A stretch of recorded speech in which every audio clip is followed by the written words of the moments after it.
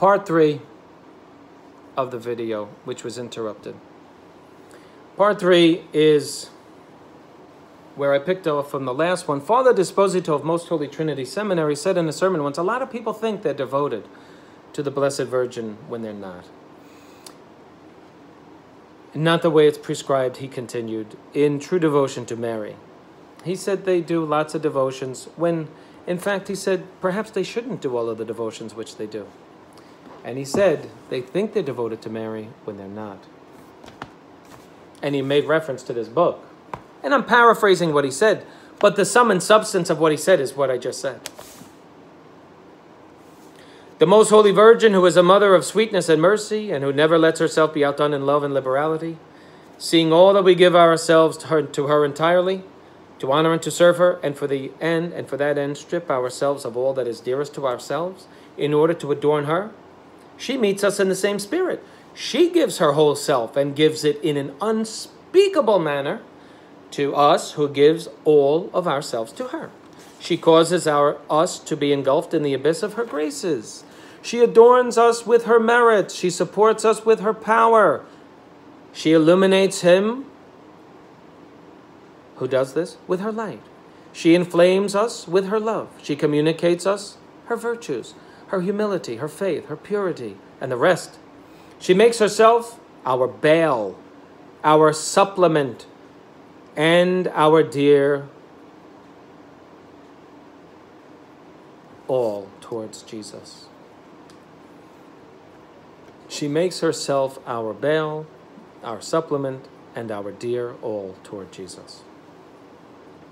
In a word, as the consecrated person is all Mary's, so Mary is all his, after such a fashion that we can say of that perfect servant and child of Mary, that what St. John the Evangelist said of himself, that he took the Holy Virgin for his own, quote, the disciple took her for his own, St. John chapter 19, verse 27. Think about that. Is this new? Somebody contacted me yesterday through Facebook and said, yeah, this sounds great. Where is it in the Bible? Poor woman. St. John chapter 19, verse 27. The disciple took her for his own. Jesus said, there are many things I have to say to you. This is before he ascended. This is after the crucifixion, after the resurrection. He's going. He said, there are many things I have to say to you, but I can't say them to you now. When did he say these things to us? Ask the Protestant that. They won't have an answer. They skip over that.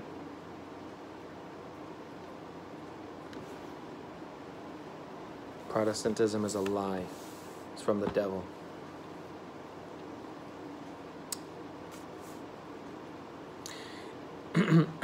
Now, I'm going to end with the next two paragraphs. It is this which produces in the soul, if it is faithful, a great distrust, a contempt and hatred of self, and a great confidence in and self-abandonment to the Blessed Virgin, its good mistress. A man no longer, as before, relies on his own dispositions, intentions, and merits, virtues, and good works, because having made an entire sacrifice of them to Jesus Christ, by that good mother, he has but one treasure now, where all his goods are laid up. And that is no longer in himself, for his treasure is Mary. This is what makes him approach our Lord without servile or scrupulous fear, and pray to him with great confidence. This is what makes him share the sentiments of the devout and learned Abbot Rupert, who, alluding to the victory that Jacob gained over the angels in Genesis 32:24, said to our Blessed Lady these beautiful words, quote, O Mary, my princess, immaculate mother of the God-man, Jesus Christ, I desire to wrestle with that man, namely the divine word, Jesus Christ, not armed with my own merits, but with yours, quote unquote.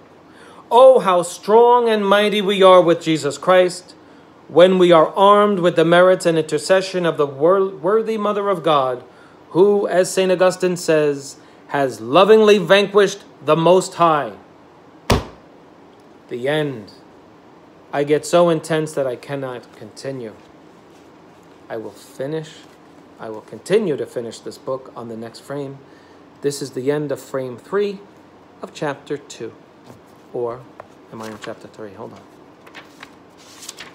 Chapter 2. I'm on chapter 2. Okay. This is the end of frame 3, chapter 2.